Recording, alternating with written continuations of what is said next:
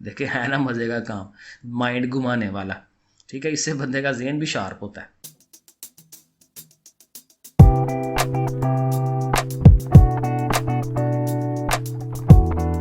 बिस्मिल्लाहिर्रहमानिर्रहीम, अस्सलाम वालेकुम। जी बच्चों, क्या हाल हैं जी आपके? सब ठीक हैं? चैप्टर नंबर 6 शुरू करने लगे हैं। सीक्वेंसेस और सीरीज़, ये चीज़ें हैं इसके अंदर।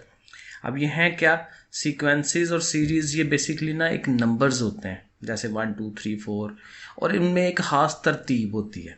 तरतीब लगे हुए कुछ नंबर्स होते हैं और वो हमारे पास सामने होते हैं, और वहाँ से हमने उनको प्लस करना, उनकी अगली टर्म्स मालूम करनी, वो सारा कुछ इसमें आता है। सो देखें, सीक्वेंसेस क्या हैं? Are used to represent ordered list of numbers. Numbers की लिस्ट होती है, गिनती की लिस्ट है, ठीक है, तरतीब है, लेकिन उसमें ऑर्डर है, तरतीब है उसके अंदर। तो ये हम काम यहाँ करेंगे। बड़ा मज़े का काम है, पहेलियों वाला काम है, और इसमें माइंड को यूज़ करते हैं साथ। ज़्यादा मुशक्क़त वाला काम नहीं है, लेकिन जहन इस्तेमाल होता है, और उसके साथ छोटे छोटे सवाल हैं, ये होते चले जाते हैं। तो चलें फिर शुरू करते हैं। एक्सरसाइज है 6.1। क्वेश्चन नंबर 1 है, राइट द फर्स्ट 4 टर्म्स। पहली 4 रकमें वो हमें लिखनी है। If an is equal to 2n-3। A जो होती है ना, ए बेसिकली ये उसकी रकम है, किसी भी सीरीज़ की रकम होगी, और साथ ये जो n लिखा होता है ना, इसका मतलब होता है nth टर्म, nth वाली रकम। यानी कोई एक उसकी जो जनरल एक रकम है ना, वो हमें दे दी जाती है। जैसे अब ये है, तो ये an बराबर है 2n-1। अब ये इसकी एक जनरल रकम है, क्योंकि यहाँ n है, और n की जगह आप 1 2 3 4 डिफरेंट वैल्यूज़ लगा के मुख्तलिफ रकमें निकाल सकते हैं। मसलन अगर हमें पहली रकम निकालनी है, फर्स्ट टर्म निकालनी है, तो हमें क्या करना है? n की जगह 1 लिख देना है। तो 1 लिखने से जो आंसर आ जाएगा वो हमारी पहली टर्म हो जाएगी। जब हम यहाँ 2 लिख देंगे तो 2 लिखने से दूसरी रकम आ जाएगी, फिर 3 4 एंड 5 जितनी भी रकमें। तो ये बेसिकली क्या होती है, इसको हम जनरल टर्म कहते हैं, कि जी ये तमाम रकमों की नुमाइंदगी कर रही होती है किसी भी सीरीज़ के अंदर। ठीक है जी। अब देखें, बड़ा ही आसान काम है। हमने n की जगह 1 लिखना है। देखें यहाँ पे भी 1, इधर भी 1। तो a1 का मतलब पहली रकम। ठीक है, तो इसको हल कर लें। 2 1 are 2, 2 में से 3 निकाला, -1। अब देखें ये आपके सामने ही है, ये तो काम बच्चों वाला ही है। ठीक है जी। फिर आपने n की जगह 2 लिख देना है, जहाँ जहाँ n है वहाँ वहाँ 2 लिख दें। अब इसको हल करेंगे तो 1 आ गया आंसर। फिर आपने 3 लिख देना है n की जगह पे, 3 लिख दें, उसको हल करें, 3 आ गया। और चूंकि 4 रकमें चाहिए तो n की जगह आपने 4 भी लिखना है, तो यहाँ 4 लिख दें। तो देखें चारों रकमें आ गई। तो पहली 4 रकमें जो हैं -1 1 3 एंड 5। अब देखें ये प्रॉपर एक सीरीज़ है।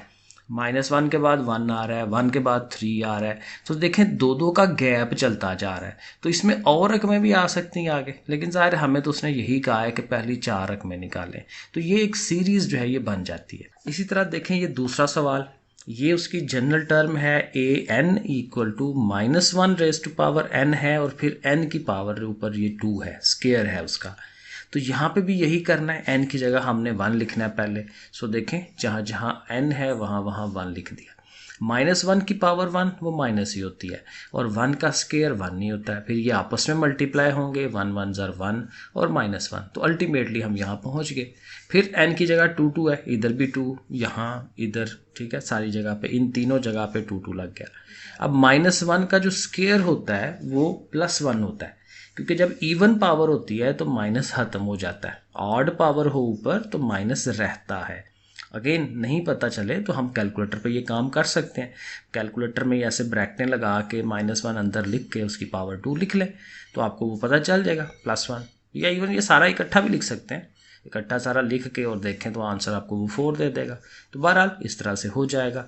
फिर हर n की जगह 3 3, ठीक है, ये देखें इधर इधर इधर, इसको हल करें। अब 3 पावर है ना, तो माइनस रहेगा, और 3 का स्केयर 9 होता है, 9 1 ज़र 9। और फिर हमने 4 4 लिखना है, 4 लगने से फिर माइनस ख़त्म हो जाएगा, और यहाँ 4 का स्केयर 16, 16 1 ज़र 16। तो ये चारों वैल्यूज़ आ गई हमारे पास। तो फर्स्ट 4 टर्म्स हमारी -1 4 -9 एंड 16। तो ये इस तरह से एक सीरीज़ की पहली 4 रकमें हमें मिल जाती हैं। थर्ड पार्ट पे आ जाते हैं। यहाँ पे भी हमारे पास ये एक जनरल टर्म मौजूद है, n n n। ठीक है, इन सब की जगह पे पहले हमने 1 लगाना है, 1 लिखा। अब ज़ाहिर इसको फिर हल करना है, -1 रहेगा, 2 1 ज़ा 2, 2 में से -3 करें -1, 2 माइनसेस मल्टीप्लाई होंगे तो प्लस हो जाएगा, 1 1 ज़ा 1। तो ज़ाहिर आम रूटीन में जैसे हल करते हैं। फिर आपने 2 2 लिखना है, इसको हल करेंगे 1 आ जाएगा। फिर 3 3 लिखेंगे, इसको सॉल्व करवाएंगे, ये आ गया।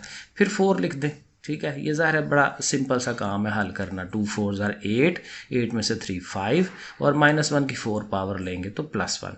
तो इस तरह से करके चारों रकमें आ गई, तो वो सारी एक तरतीब में उसे लिख दें तो ये इसका आंसर हो जाएगा। 4 पार्ट है, ये तो बिल्कुल ही आसान है, सीधी सी रकम लिखी हुई है 3n-5। तो n की जगह 1 लिखा, हल किया, 2 लिखा, हल कर लिया, 3 और 4, और वो हमारे पास चारों रकमें आ गई। ठीक है ना, इजी सा काम है। 5 वाले पार्ट को भी देख लें, बिल्कुल वैसे ही है।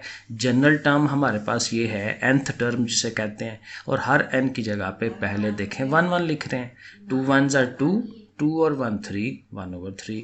2 2 लिखेंगे तो ऊपर 2 आ गया, नीचे 2 2 ज़ा 4 और 1 5 एंड सो ऑन। फिर 3 लगाएं, फिर 4 लगाएं, सही है। तो ये बड़ा आसान सा काम है कि हर जनरल रकम के अंदर 1 2 3 4 लिख के तो पहली 4 रकमें हम फाइंड कर लिया करेंगे। तो ये बड़ा आसान सा काम है, ये भी आपके सामने ही है। सिर्फ ध्यान यही रखना है कि n कहाँ है और n की जगह हमने 1 से स्टार्ट लेना है। ठीक है जी। तो 1 1 2 की पावर 1 2 ही होता है। फिर जब 2 की पावर 2 करेंगे तो उसने 4 होना है, 3 पावर करेंगे 8, 4 पावर करेंगे तो 16। तो इस तरह से ये भी हो गया।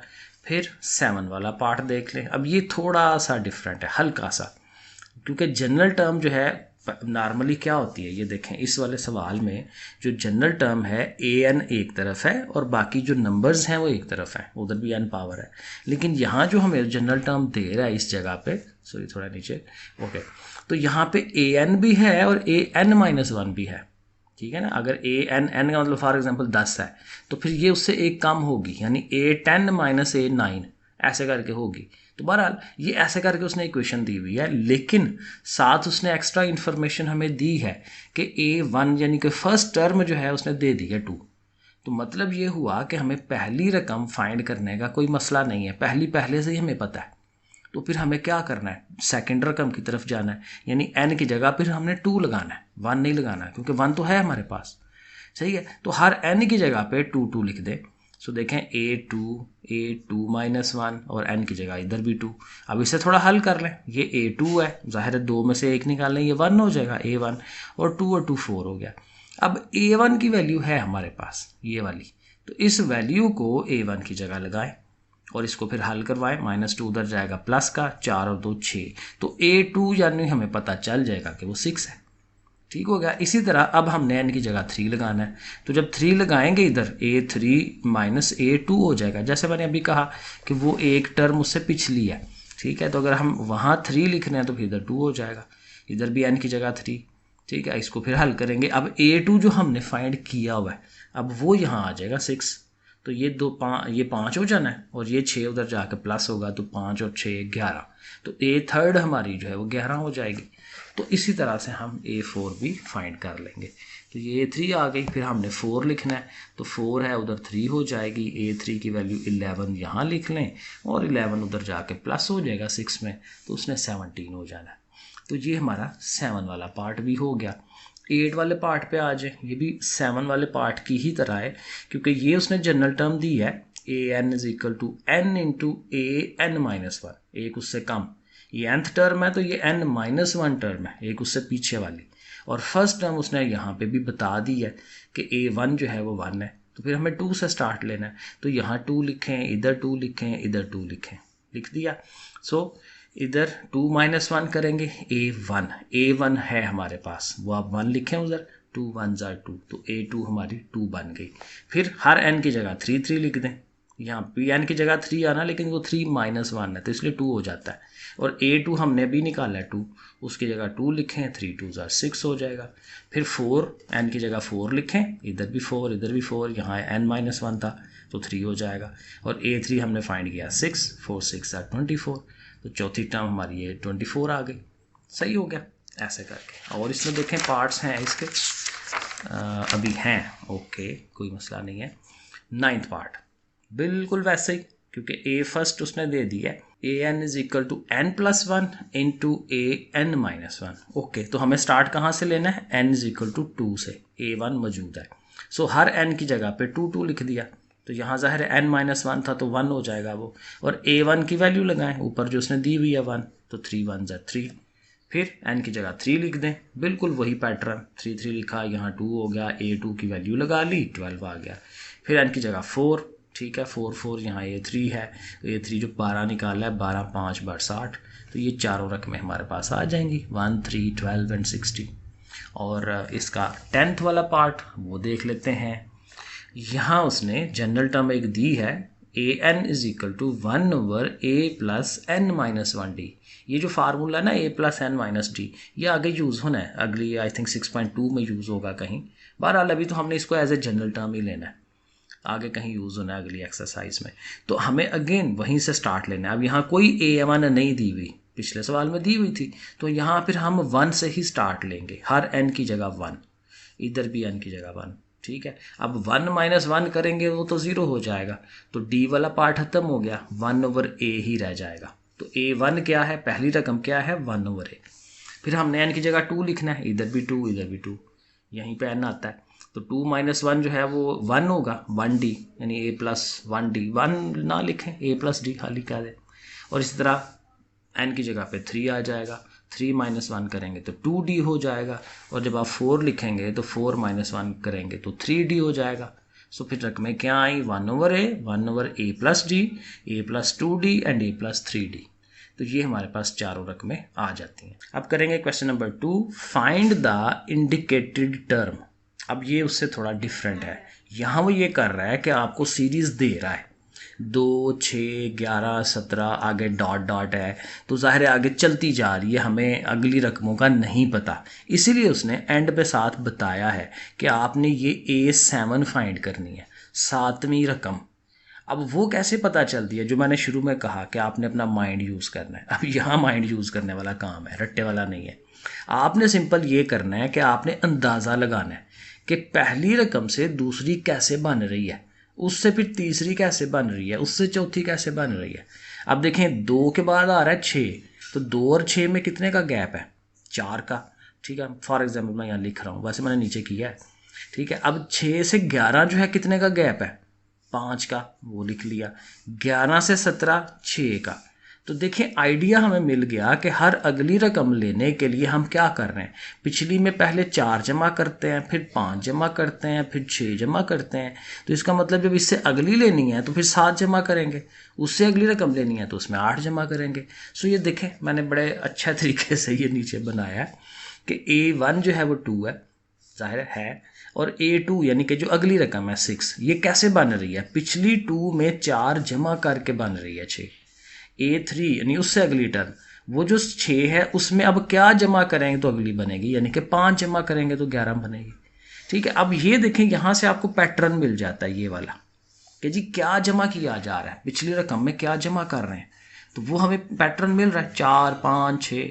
अब 17 हमारे पास लास्ट है यहाँ पे, तो 17 से अगली कैसे मालूम करेंगे, 6 के बाद उसमें 7 ही जमा करना है, 17 जमा 7, तो A5 जो है वो बन जाएगी 17 जमा 7 यानी कि 24। छठी रकम लेनी है तो उस 24 में अब 8 जमा होगा, 7 के बाद 8 जमा होना है 32, और 32 में 9 जमा करेंगे तो 41, एक और उसमें एक्स्ट्रा ऐड करना है।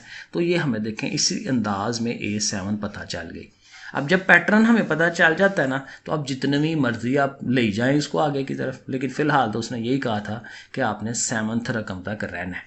तो हमने A7 निकाल ली कि भाई ये 7 41 है, तो इसको हमें इस तरह से ही अंदाज़ा लगा के चलाना होता है। आगे चलें, देखें सेकंड पार्ट पे, या देखें ये मज़े के काम आ गए, पहेलियाँ आ गई हैं। 1 है, 3 है, 12 है, फिर 60 है, और हमें कौन सी रकम चाहिए, छठी। तो ये हमारी फर्स्ट टर्म है 1। अब देखें 1 के बाद 3 आ गया, 3 के बाद एक लंबा जंप लग के 12 आ रहा है, 12 के बाद जंप लग के 60 आ रहा है। अब ये किस तरह से हो रहा है वो ज़रा देखें, मैंने जो एक अंदाज़ा लगा के बनाया है।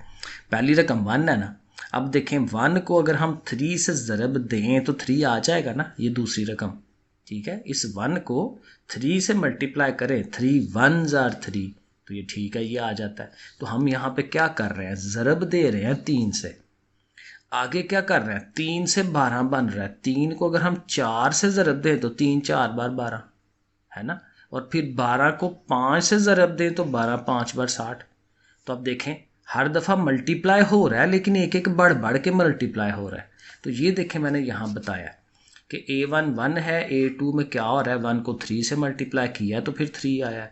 A3 के लिए जो तीसरी रकम जो है 12, वो कैसे बनी है, उस पिछले 3 में 4 से ज़रब दिया है, फिर 12 को 5 से ज़रब दी है तो 60 आएगा। अब 60 से आगे कैसे जाना है, 5 से पिछले ज़रब हुई थी ना, तो 60 को 6 से ज़रब मल्टीप्लाई करवा दें, 360 पाँचवीं रकम A5।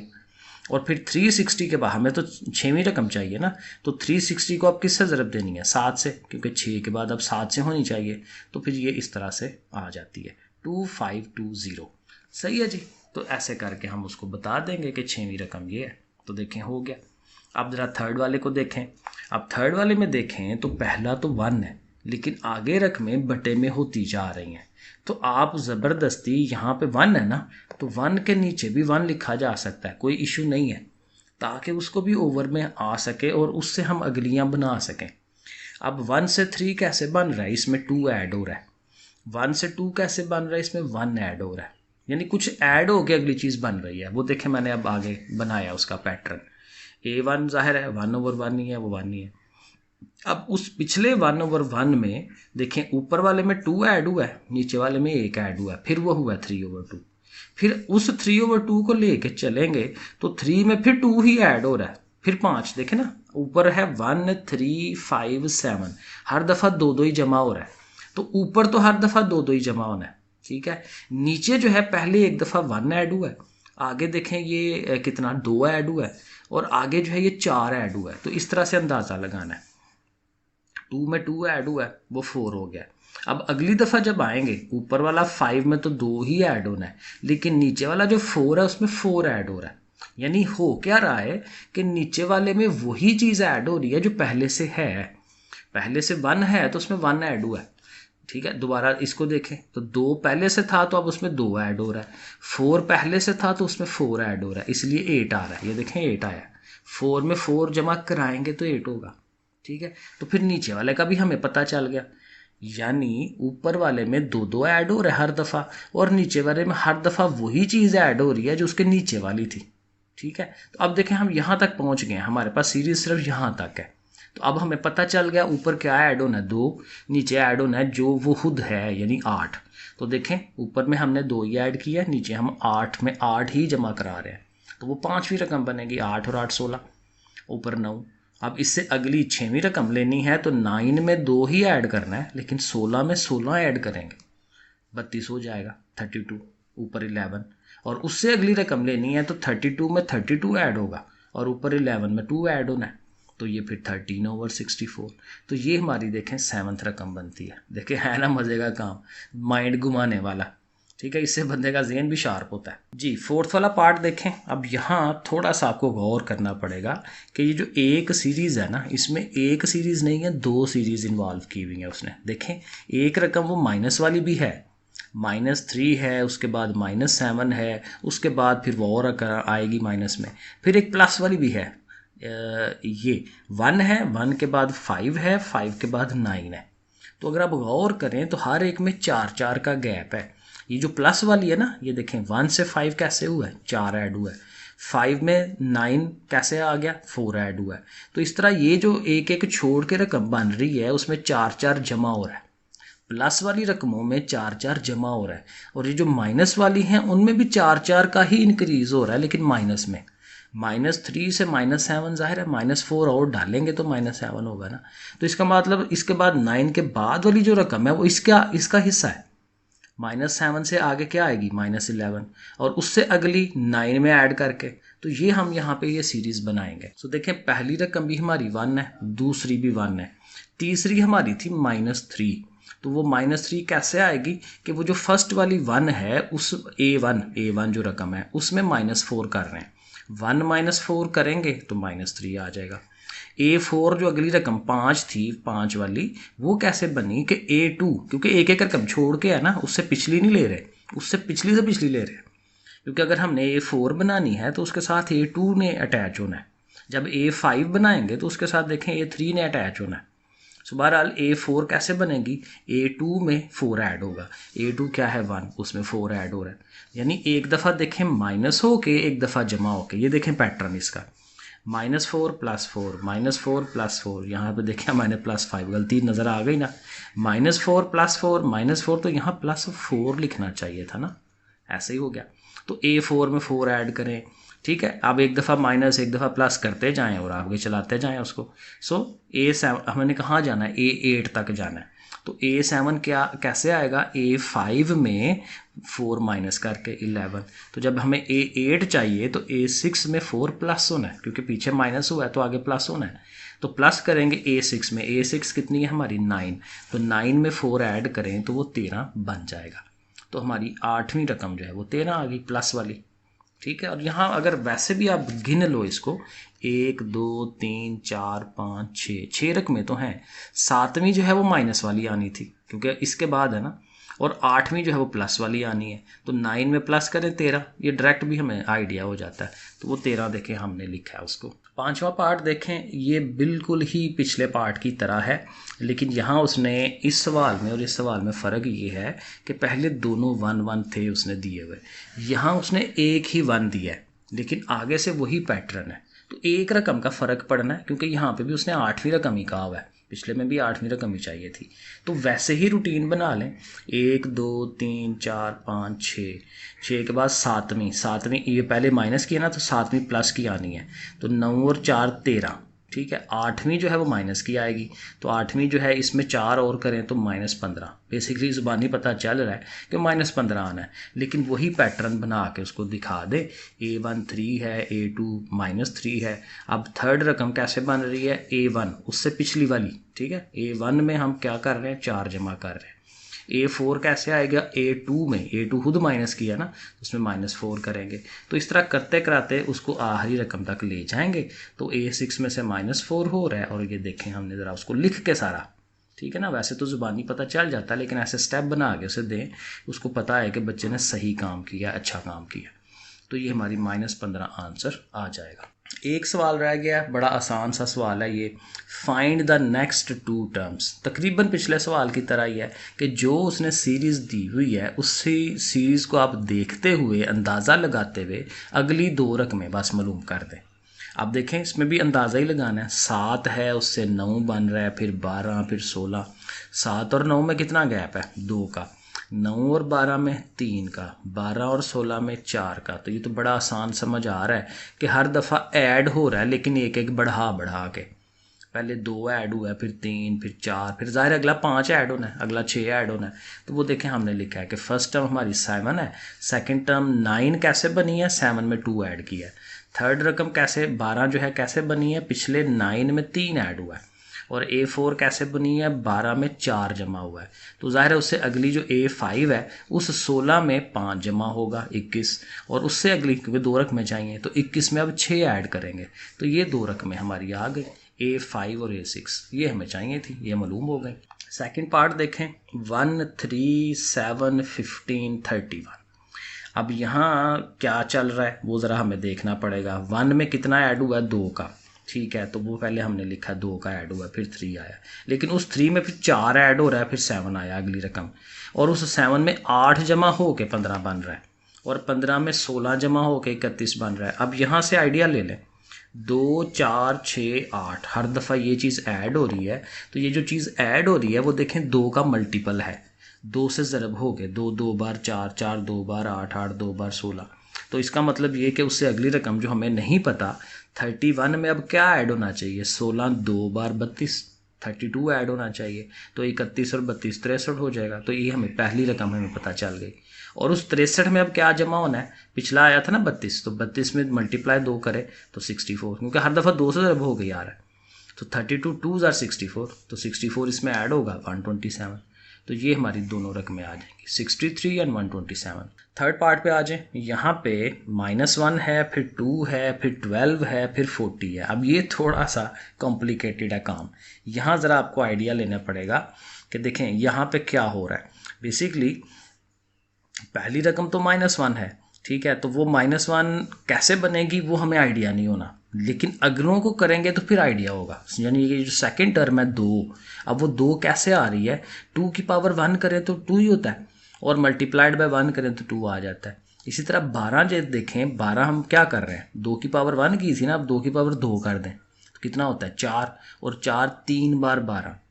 अब देखें इधर 1 था, इधर 3 था, तो ये जो पहली रकम थी फिर ये क्या बनेगी, 2 की पावर यहाँ 1 ली हुई है तो यहाँ 2 की पावर 0 होगा। इधर 1 है, इधर 3 है, तो 2 का गैप है ना, तो 3 से 1 पे आए हैं, 1 से और 2 पीछे जाएं तो -1 होना चाहिए।